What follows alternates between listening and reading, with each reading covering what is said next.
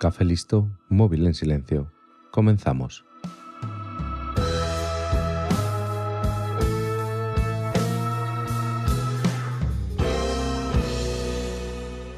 A lo largo de la historia, las mujeres, por norma general, lo han tenido más difícil que los hombres.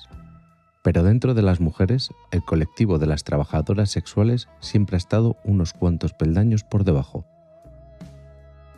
Para contar la historia de este episodio vamos a irnos al Londres de finales del siglo XIX, una época de muchos cambios, donde nadie lo tenía fácil para sobrevivir, pero la misión se convertía en casi imposible si eras una mujer a la que no le quedaba otra opción más que la prostitución para poder llevar comida a casa. En este episodio hablaré de uno de los grandes misterios de la historia, unos crímenes sobre los que se ha escrito y hablado mucho, pero que a día de hoy no tenemos la certeza de conocer la verdad. Hoy en 15 minutos voy a contarte la historia de Jack el Destripador. A finales del siglo XIX, Londres era la capital más grande del mundo y el centro del Imperio Británico. La reina Victoria ya tenía en el trono más de 50 años, y el entonces famoso estilo de vida victoriano estaba en pleno apogeo. Para el año 1888, la zona oeste de Londres, el West End, estaba atravesando una renovación masiva con la construcción de nuevos anfiteatros y salones musicales, con restaurantes y hoteles que aparecían prácticamente en cada esquina.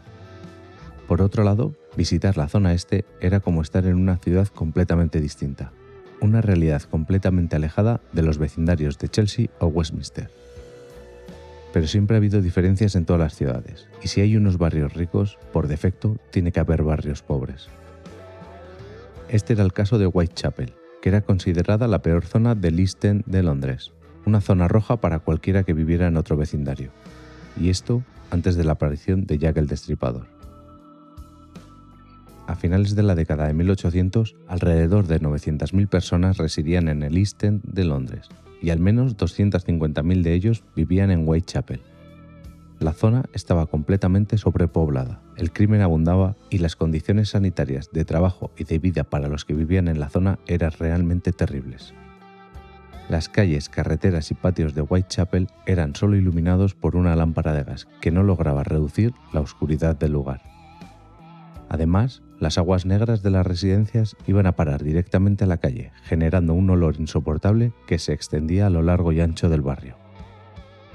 Muchos de los residentes eran inmigrantes extranjeros con muy poco dinero o educación, que solían trabajar por horas con la esperanza de poder comer algo al final del día. Si tenían algo de suerte, conseguían trabajo en los muelles, y el que no, tendría que trabajar en las tiendas o fábricas, en las que los días se hacían más largos, el trabajo era más duro y la paga mucho más baja. Alrededor de 15.000 residentes de Whitechapel no tenían ni hogar ni empleo, y el poco dinero que tenían lo utilizaban para ahogar sus penas en alguno de los innumerables bares de la zona. Además de la pobreza y los altos índices de criminalidad, los barrios marginales de Whitechapel estaban tan sobrepoblados que aproximadamente 2 de cada 3 familias tenían que vivir hacinadas en una pequeña habitación, solo porque no podían pagar el alquiler de un lugar más digno. Eso en el mejor de los casos, ya que había familias menos afortunadas, que vivían en grandes habitaciones de hasta 80 personas. Muchos de estos alojamientos comunitarios tenían mucha humedad, poca ventilación, estaban plagados de insectos y no tenían las instalaciones sanitarias adecuadas. Entre las consecuencias más comunes de este terrible estilo de vida estaban la desnutrición y las enfermedades, por lo que era todo un logro que la mitad de los niños de Whitechapel lograra vivir hasta después de los 5 años. Aunque los hombres que vivían en Whitechapel tenían que luchar para conseguir un trabajo, para las mujeres las condiciones laborales eran aún peores.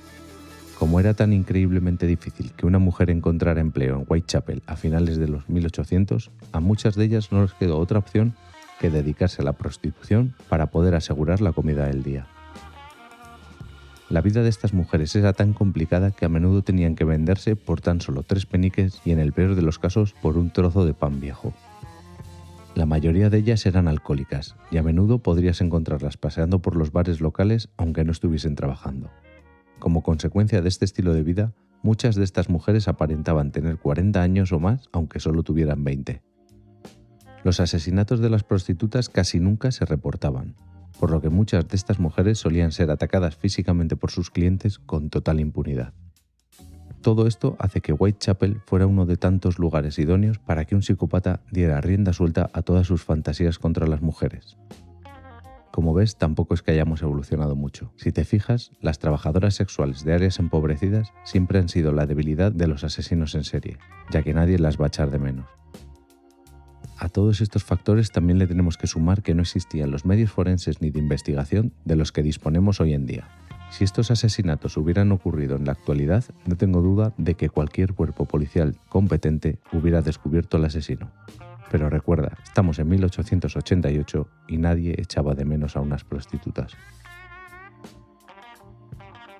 A Jack el Destripador se le podían haber atribuido muchos asesinatos, ya que era normal en esa zona y en esa época las agresiones a las prostitutas. Pero finalmente, debido al modus operandi, la policía londinense le atribuyó el asesinato de 5 mujeres que terminarían siendo conocidas como las 5 canónicas. No voy a entrar en los detalles de los asesinatos porque no son nada agradables. Solo te diré, aunque probablemente ya lo sepas, que todas fueron asesinadas cortándoles la garganta y mutiladas, salvo una de ellas. La primera de las víctimas canónicas fue Mary Ann Nichols, el 31 de agosto de 1888. Días después, el 8 de septiembre, fue encontrada Annie Chapman. El 30 de septiembre fue encontrado el cuerpo de Elizabeth Stride, la única de las canónicas que no fue mutilada. Se cree que posiblemente el destripador se viera sorprendido y tuvo que dejar su trabajo a medias. Esta teoría es bastante plausible porque tan solo 45 minutos después se encontró el cadáver de Catherine Eddowes. A esta sí que la mutiló. Finalmente, la última de las canónicas, Mary Jane Kelly, fue encontrada en su cama el 9 de noviembre. Con Mary Jane fue con quien más se cebó Jack el Destripador, ya fuera por un odio personal o porque se encontraba más seguro dentro de la casa de esta. Sea como fuere, el estado en el que se encontró a Mary Jane Kelly fue terrorífico. Se cree que pudieron haber sido más las víctimas de Jack el Destripador, tanto antes como después de las canónicas, pero finalmente se les recuerda por estas 5 mujeres. Como te he dicho al principio del episodio, este es un misterio que está aún sin resolver a ciencia cierta. Durante la investigación, la policía se encontró con el problema de que no eran bien recibidos en el barrio y que los testigos se contradecían entre sí. ¿Te puedes fiar de los habitantes de un barrio que luchan por sobrevivir y que se pasan todo el tiempo que pueden borrachos para evadirse de la realidad? En relación a los asesinatos de Whitechapel, la policía entrevistó a más de 2.000 personas, investigó aproximadamente a 300 y detuvo a 80, pero no acusó formalmente a nadie. Pero no todo se hizo mal. Quizás esta investigación fue el comienzo de cómo se hacen las cosas hoy en día. Se le pidió al médico forense Thomas Bond que evaluara las heridas de las víctimas y ofreciera su punto de vista con respecto a los posibles conocimientos quirúrgicos del homicida. Bond elaboró un dictamen basándose en el examen del cadáver con mayores mutilaciones y los registros de autopsia del resto de las víctimas canónicas. Su descripción, considerada como uno de los perfiles criminales más antiguos de los que se tienen registros, decía lo siguiente: no cabe duda que los 5 asesinatos fueron cometidos por la misma mano. En las primeras 4 víctimas, las gargantas parecen haber sido cortadas de izquierda a derecha y en la última, debido a la extensa mutilación, es imposible decir en qué dirección se hizo el corte fatal, aunque se encontró sangre arterial en la pared, cerca de donde la cabeza de la mujer debió haber estado.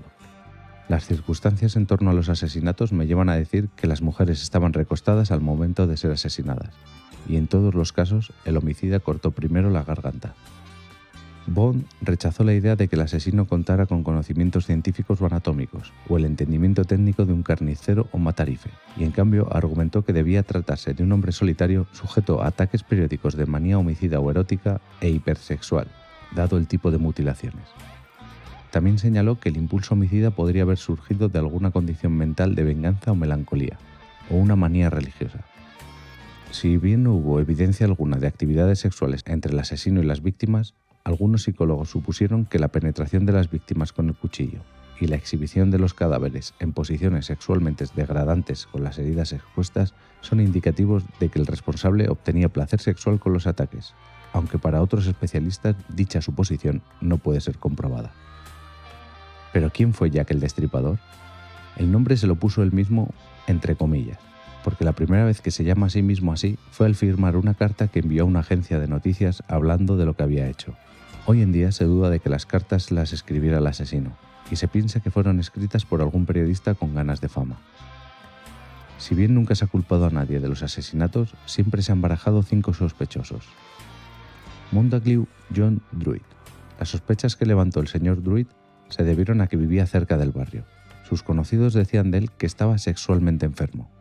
Druid se suicidó y su cuerpo apareció flotando en el Támesis y fecharon su muerte en los días posteriores al último asesinato. Karl Feigenbaum, alemán de 54 años de edad y marinero mercante. Karl Feigenbaum es otro de los sospechosos de ser el famoso asesino Jack el Destripador. Era conocido por ser un verdadero psicópata que de hecho ya se había declarado culpable de mutilar a unas cuantas mujeres, incluso su abogado creía que Feigenbaum era realmente Jack el Destripador. Durante su vida fue conocido por diferentes seudónimos y por ser el marinero mercante que trabajaba en alguno de los botes que atracaban en las cercanías de Whitechapel. Diversos registros prueban que Feigenbaum se encontraba trabajando en Whitechapel todas las noches en las que Jack el Destripador cometió algún asesinato, y tanto él como algunos colegas habían sido vistos en los burdeles cercanos a la zona. Después de que Feigenbaum emigrara a América, aproximadamente en 1890, fue arrestado y condenado a la silla eléctrica por asesinar a una mujer de nombre Juliana Hoffman. Los expertos consideran que hubo muchas similitudes entre el asesinato de esta mujer y los asesinatos de Jack el Destripador.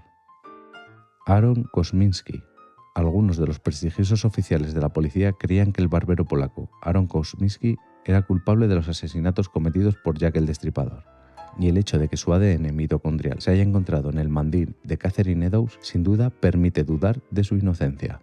Kosminski, de nacionalidad rusa y religión judía, nació en algún momento entre 1864 y 1865. Se mudó a Londres a principios de la década de 1880 y residió y trabajó en Whitechapel, precisamente en la época de los asesinatos.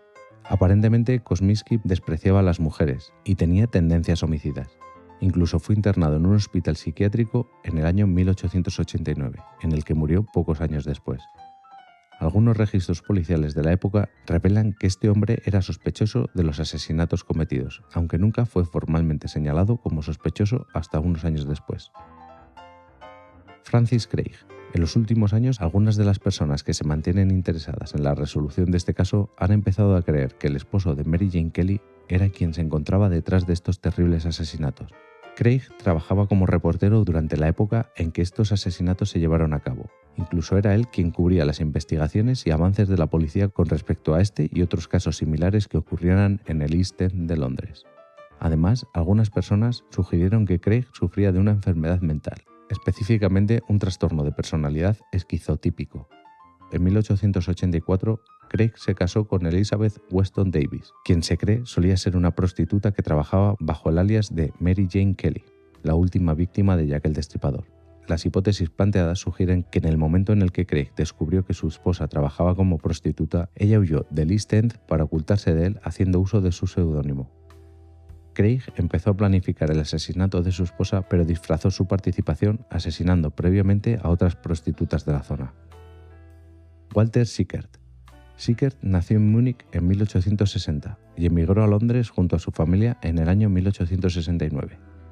Sickert era conocido por pintar prostitutas, incluso hay quienes creen que introdujo en muchas de sus obras de arte algunas pistas y símbolos referentes a los asesinatos de Jack el Destripador. Expertos en el área aseguran que el parecido entre estas pistas y las verdaderas escenas del crimen es tanto que solo el verdadero asesino pudo haberlas pintado.